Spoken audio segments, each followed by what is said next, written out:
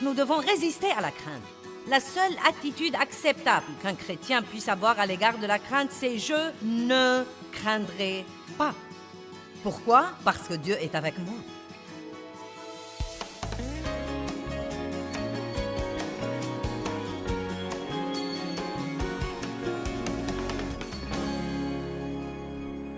Et la seule solution à la crainte, c'est la foi et la connaissance de l'amour de Dieu pour nous individuellement. L'amour parfait chasse la peur. Comment pourrez-vous faire confiance à quelqu'un si vous ne croyez pas qu'il vous aime tout le temps et qu'il vous aime inconditionnellement? Si Dieu ne va m'aimer que quand je me comporte bien, j'aurai un besoin sérieux et je serai dans le pétrin. Amen. Donc, encore une fois, Dieu vous aime inconditionnellement. La Bible dit des choses étonnantes comme quoi, pour satisfaire son amour, lorsque nous étions encore des pécheurs et des ennemis à lui, Dieu est mort pour nous. Et s'il était prêt à envoyer son Fils unique, combien plus il nous donnera libéralement toutes les autres choses dont nous avons besoin. Dieu nous aime beaucoup et il a un bon plan pour notre vie et il ne veut pas que nous soyons tourmentés par la crainte. Non seulement il ne veut pas que nous soyons tourmentés par la crainte, mais encore il ne veut pas que la crainte entrave notre destinée. Chaque fois que nous essayons d'aller de l'avant ou de faire des progrès, Satan nous offre toujours la crainte pour nous faire régresser. Amen. Donc la crainte numéro 1 dont je veux vous parler, c'est la crainte du mal ou la crainte des ennuis. Personne n'aime avoir des ennuis. Et à l'instant où nous les voyons venir, nous disons normalement « Oh non, pas encore !» Et tout de suite, l'effroi s'installe. Regardons le psaume 27, 13 et 14.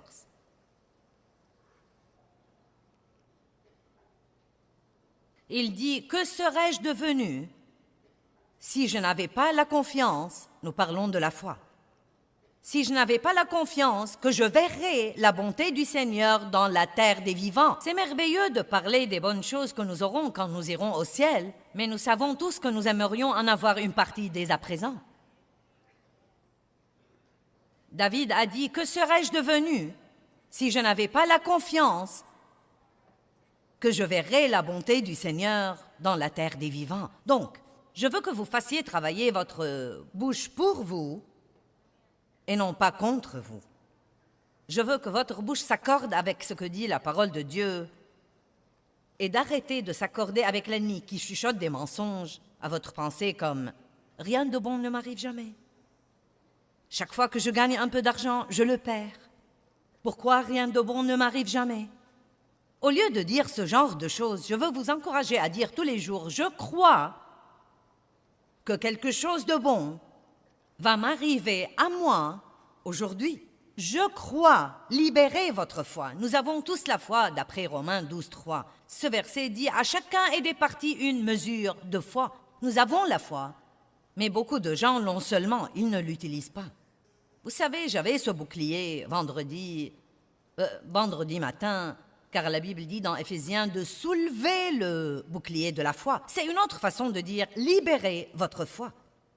Quels sont les moyens dont nous pouvons la libérer? Par la prière, par les paroles et par l'action inspirée de Dieu.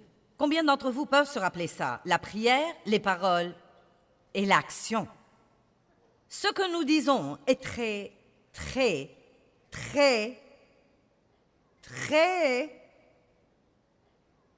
important. Et croyez-moi, ce que nous disons est beaucoup plus important que nous le croyons. La Bible dit dans Proverbe 18, 21, « La mort et la vie dépendent de la langue. Et quiconque l'aime mangera de son fruit, que ce soit pour la vie ou pour la mort. » Je crois que quelque chose de bon va m'arriver aujourd'hui. Et ensuite, j'aime ajouter à ça que parce que je ne veux pas être égoïste et vouloir quelque chose de bon seulement pour moi, je fais suivre ça et je dis, et je crois que quelque chose de bon va arriver par moi aujourd'hui. Amen. À moi et par moi. Sans la foi, nous vivons dans la crainte. Et c'est pourquoi Dieu nous a donné la foi. Sans la foi, nous ne pouvons pas recevoir de Dieu. La grâce et la miséricorde de Dieu ont payé toutes les bénédictions qui sont disponibles pour nous et nous les recevons simplement par la main de la foi. Quand nous libérons notre foi, nous disons Dieu, je crois, et croire veut dire recevoir. Si vous regardez la définition de croire, cela veut dire recevoir. Et la définition de recevoir veut dire croire. Donc quand je dis je crois, je dis en fait je reçois. Sans la crainte, nous ne pouvons pas recevoir de Satan. Pensez-y. Sans la foi, nous ne recevons pas de Dieu. Mais sans la crainte, nous ne pouvons pas recevoir de Satan. Maintenant, ce n'est pas parce que vous ressentez la crainte que vous devez craindre. Et c'est une chose très importante que les gens doivent comprendre. Nous allons toujours ressentir la crainte à différents moments, mais elle n'est pas la mienne jusqu'à ce que je la prenne. Ce n'est pas parce que je la ressens qu'elle est la mienne. C'est signe que le diable essaye de m'empêcher d'avoir quelque chose que Dieu veut que j'ai. Il essaye de me mettre dans un genre d'esclavage ou de me tourmenter à certains égards. Le doute est un type de crainte. L'effroi est un type de crainte. Et je voudrais même vous voir arriver au point où, quand les ennuis viennent, ou qu'il y a quelque chose dont nous devons nous occuper qui va être fâcheux ou pas très drôle ou pourrait probablement, vous savez, être un vrai problème, au lieu de dire « Oh, encore !» J'en ai plus qu'assez de ça. Combien de choses stupides vous avez déjà dites et vous ne vous êtes même pas encore occupé du problème? Oh mon Dieu, ça va me tuer si ça continue.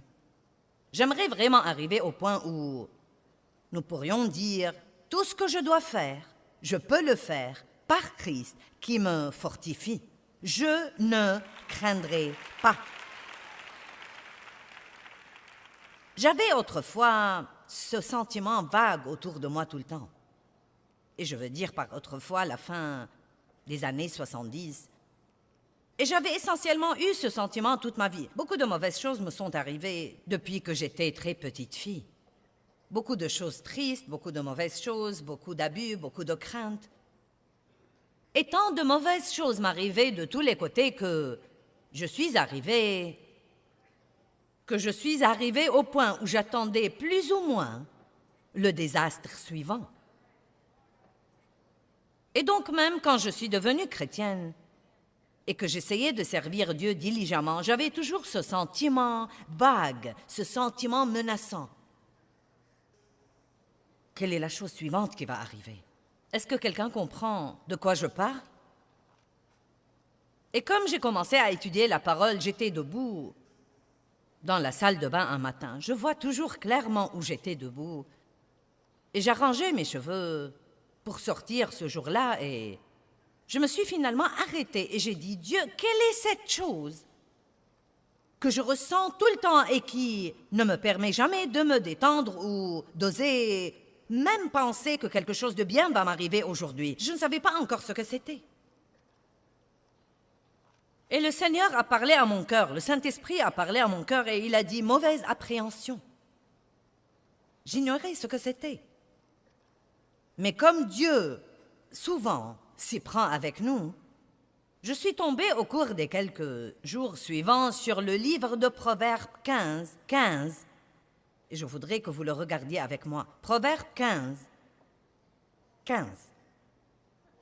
Tous les jours du malheureux et de l'affligé deviennent mauvais à cause des pensées angoissantes et des appréhensions, des mauvaises appréhensions. Mais celui qui a un cœur heureux a un festin continuel, indépendamment de ses circonstances. Nos jours deviennent mauvais à cause de l'effroi et des petites craintes vagues, comme quoi quelque chose arrivera qui sera plus que nous ne pouvons supporter. Eh bien, il y a des rumeurs sur un licenciement au travail, je ne sais pas. Mince alors, ça m'a inquiétée, je ne sais pas. Que penses-tu de ce qui se passe dans le monde aujourd'hui? Tout le monde demande à tout le monde, que penses-tu de ce qui se passe dans le monde aujourd'hui? Eh bien, c'est très évident, c'est un gâchis. Et c'est un gâchis parce que les gens, en masse, pas tout le monde, mais comme une nation, nous nous sommes détournés de Dieu. Et les choses ne marchent pas comme il faut quand on essaye de se débarrasser de Dieu. Mais la bonne nouvelle, et il y a toujours de bonnes nouvelles. Mon Dieu, j'en ai assez d'écouter de mauvaises nouvelles tout le temps. Il paraît que tout ce que tout le monde veut faire, c'est de parler des problèmes. Il y a de bonnes choses parce que Dieu est bon et l'Évangile est la bonne nouvelle. Il y a beaucoup, beaucoup, beaucoup de bonnes choses. Et je veux parler de bonnes choses.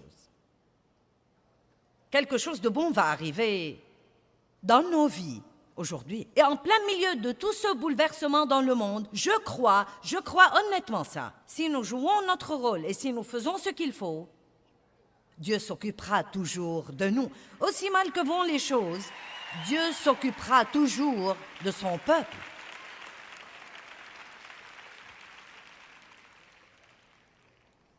Et c'est ce que nous devons regarder. Les mauvaises appréhensions. Nos jours deviennent mauvais à cause des pensées angoissantes et des mauvaises appréhensions. Donc, au lieu d'attendre de voir ce que sera le problème suivant, pourquoi ne pas prendre l'attitude d'attendre de voir ce que sera la bénédiction suivante? Levez-vous avec enthousiasme. J'ai hâte de voir ce que Dieu va faire pour moi aujourd'hui. Dieu fait vraiment beaucoup de choses que nous ratons parce que nous sommes occupés à penser aux choses qu'il ne fait pas. Regardons Romains 8, 32, un merveilleux verset. Qui croit vraiment que Christ est mort pour vous? Vous croyez ça aujourd'hui? Alors, écoutez ça. Lui qui n'a point épargné son propre et unique Fils, mais l'a livré sur la croix pour nous tous, comment ne nous donnera-t-il pas aussi libéralement et gracieusement toutes les autres choses avec lui? Oh, bonté divine, c'est un verset riche. Si nous croyons que Christ est mort pour nous, et c'est absolument le don le plus grand, pourquoi vivons-nous donc en craignant que Dieu ne s'occupe pas des autres choses dans nos vies dont nous avons besoin?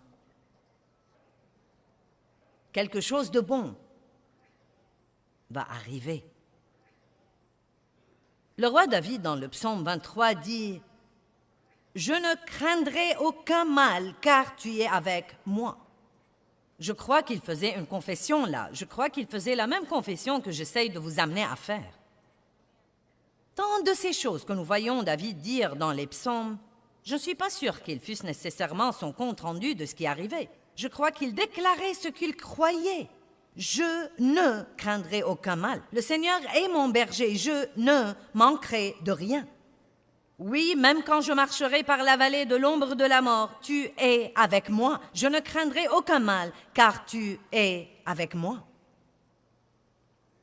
Ne craignez pas les mauvaises nouvelles. Et quand vous les recevez, la première chose à laquelle vous devez penser, je suis plus que vainqueur. Que veut dire vraiment ce verset dans Romains 8, 37? En plein milieu de toutes ces choses, nous sommes plus que vainqueurs. J'y ai beaucoup pensé. Et je crois vraiment ce que je me prépare à dire. Je crois qu'être plus que vainqueur veut dire que vous savez déjà que vous avez la victoire avant même d'avoir le problème. N'est-ce pas merveilleux d'être tellement hardi que quoi qu'il arrive, on ne doit pas le craindre? Si je perds mon travail, Dieu m'en donnera un autre.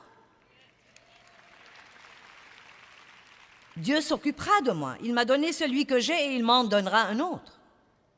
Rappelez-vous, nous recevons du diable par la crainte. Nous recevons de Dieu par la foi. Nous devons résister à la crainte. La seule attitude acceptable qu'un chrétien puisse avoir à l'égard de la crainte, c'est « je ne craindrai pas ». Pourquoi? Parce que Dieu est avec moi. Et tant que Dieu est avec moi, il s'occupera de tout le reste. Dans Ésaïe 30, 18, c'est un beau verset. Il est très long dans la Bible amplifiée, mais il dit que Dieu attend, cherche et désire de trouver quelqu'un pour être bon envers lui et qu'il peut être bon envers ceux qui attendent, cherchent et désirent qu'il soit bon envers eux. Imaginez cette image. Dieu en haut dans les cieux qui dit parce qu'il est si plein d'amour et l'amour veut donner. Oh, que puis-je faire pour quelqu'un aujourd'hui? Et il ne cherche pas quelqu'un qui dit oh, je ne sais pas si je peux supporter ça. J'en ai plus qu'assez des mauvaises nouvelles. Un problème, chaque fois que je me retourne, je trouve un autre problème. Quand est-ce que quelque chose de bon va m'arriver? Dieu lui dira, eh bien, je devrais t'ignorer. Eh bien, que cherche Dieu? Il cherche ce petit croyant doux qui dit « Je crois vraiment que quelque chose de bon va m'arriver dans ma vie. Je crois vraiment que Dieu prend soin de moi. » Maintenant, vous savez quoi? Vous applaudissez tous, mais je veux vous demander, vous allez commencer à faire ça? Et non pas le faire pour 3 jours jusqu'à oublier ce que j'ai prêché pendant que j'étais ici. Faites-en une habitude. Et même au jour où vous avez des problèmes, levez-vous et dites, Dieu est de mon côté, il est avec moi, je ne craindrai pas. Chaque fois que vous ressentez la crainte, dites, je ne craindrai pas. Ne soyez pas un chrétien paresseux, ouvrez la bouche et répondez au diable. Allez. Parlez un peu avec vous-même. Je dois me parler toute seule tout le temps.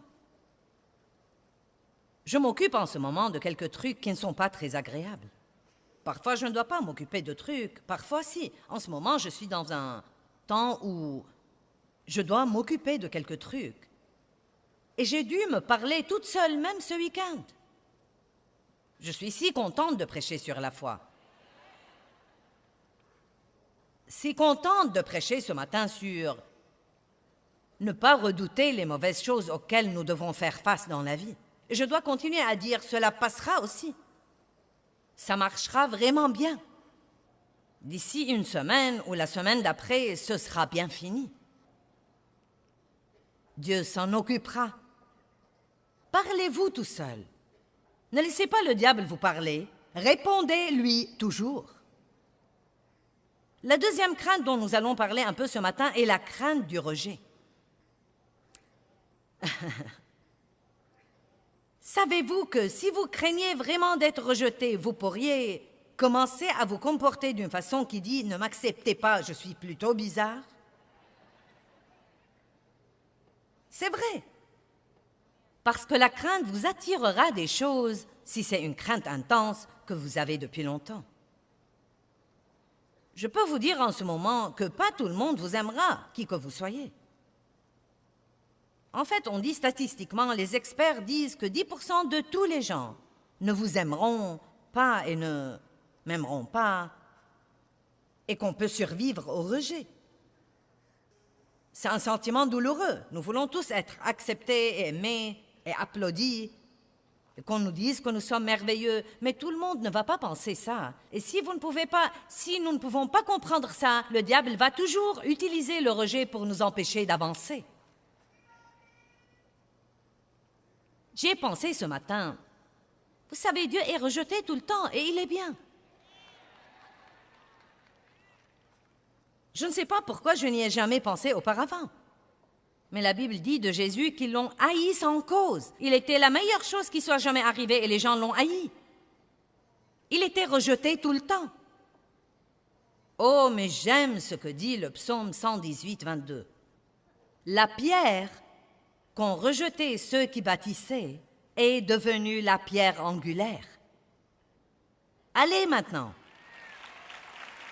Ils ont rejeté Jésus, mais Dieu l'a promu. Et qui que soit celui qui vous rejette, si vous gardez vos yeux sur Dieu et que vous ne laissez pas ce rejet vous détruire, Dieu vous promouvra en temps voulu et d'habitude devant les gens qui vous ont rejeté. Dieu nous a donné l'individualité et il s'attend à ce que nous ne la refusions pas. Vous ne devez pas ressembler à tous les autres pour être bien accepté. Et si quelqu'un ne peut pas vous recevoir comme vous êtes, vous n'avez pas besoin de lui dans votre vie de toute façon. Amen.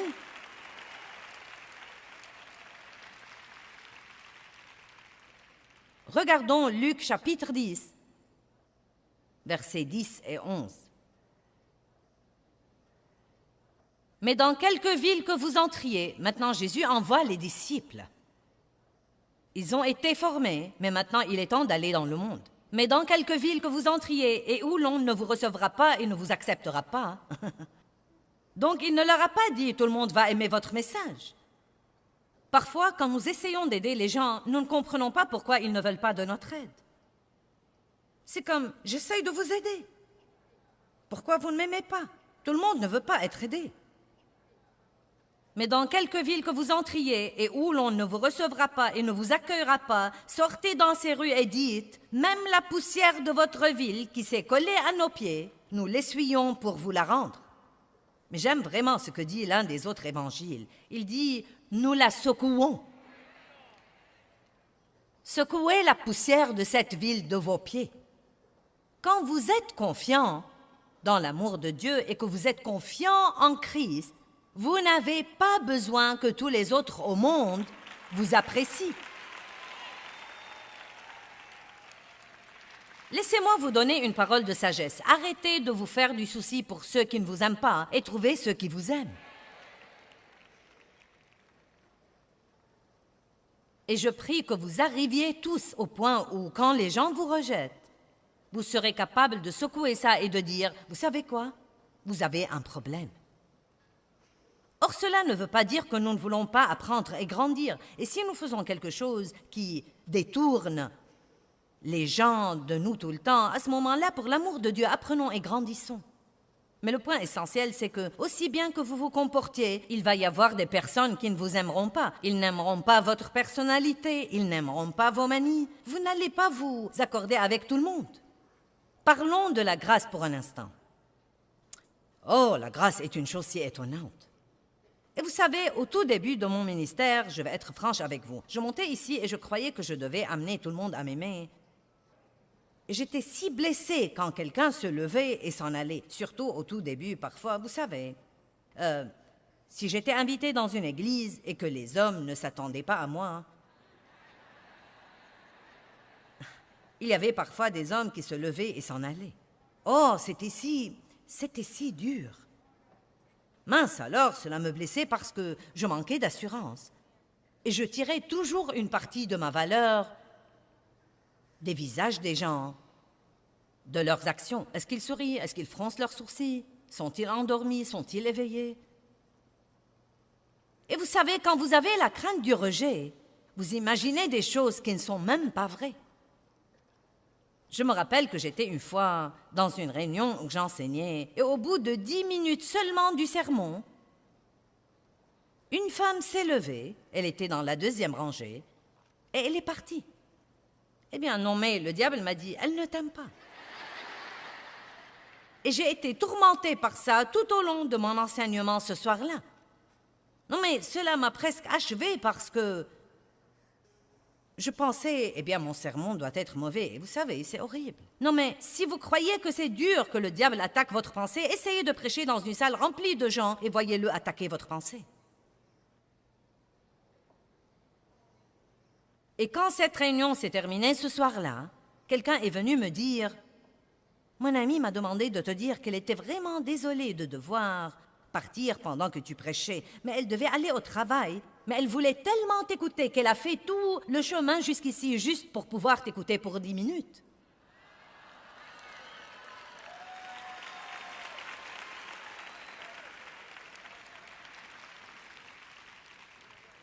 Maintenant, quand les gens s'en vont, je dis « Je suis contente que vous soyez venus et restés aussi longtemps que vous êtes restés. » Tout dépend de notre pensée et de la façon dont nous décidons de regarder les choses. Croyez-moi, nous prenons les choses très différemment quand nous sommes plus sûrs et quand nous sommes confiants en qui nous sommes en Christ. Et je ne dis pas que le rejet ne fait pas mal si quelqu'un se présente et dit « Tu sais, tu es blablabla, blablabla. » Naturellement, ça va faire mal, mais je veux vous dire que vous pouvez survivre à ça parce que la Bible dit que celui qui vous rejette à vous rejette Jésus aussi. Jésus se sent visé quand les gens nous rejettent. Je ne me tiendrai plus debout ici pour amener tout le monde à m'aimer. Ce n'est pas ce que je fais ici. J'espère en Dieu pour vous amener à m'aimer.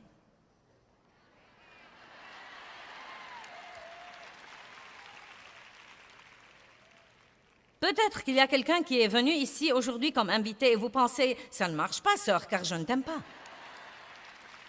Eh bien, donnez à Dieu un peu plus de temps et vous m'aimerez.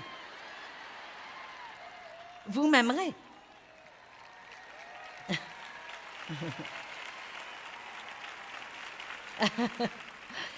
Vous voyez, je suggère que vous priez, Dieu, donne-moi grâce partout où que j'aille aujourd'hui. Dieu, toi, amène les gens à m'aimer, parce que je n'ai pas l'énergie de jouer au plus fin avec les gens. Eh bien, c'est trop de stress de sortir et d'avoir à ne pas être moi.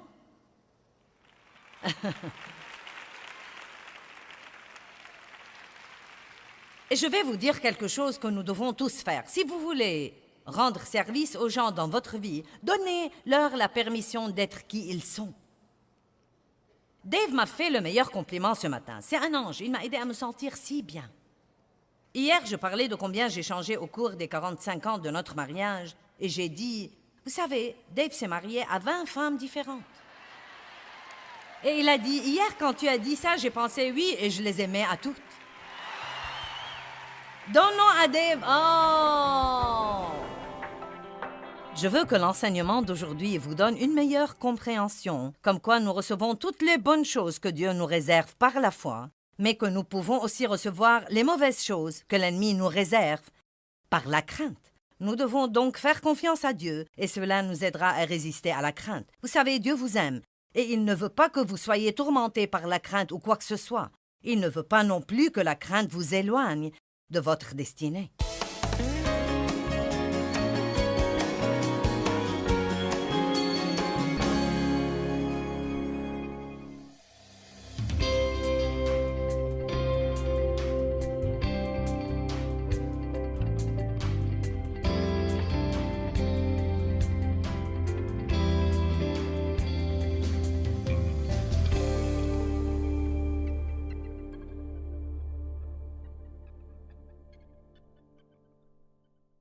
Thôi mong chờ vậy sao bật khóc trong ngu ngơ.